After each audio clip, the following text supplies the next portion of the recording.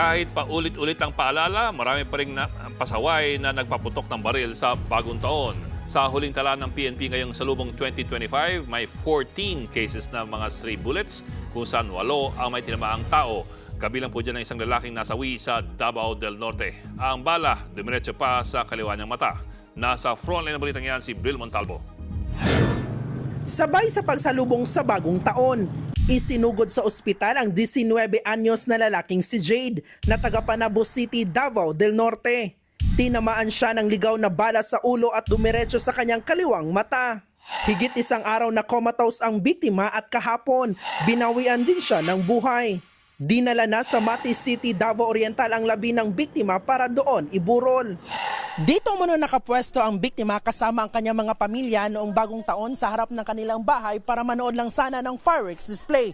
Nang bigla nilang napansin na dumurugo na ang ulo nito. Ayon sa pulisya, may person of interest na sila na posibleng nagpaputok ng baril.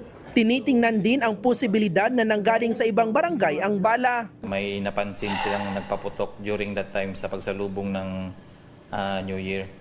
Nagbabalita mula sa Frontline, Bril Montalvo, News 5. Mga kapatid, Ed Lingaw po, maging maalam at may pakialam sa mga napapanahong balita sa ating bansa. Para sa mas malalimang pagtalakay at paghimay sa mga issue at headlines, tumutok lamang at pag-subscribe sa social media pages ng News 5.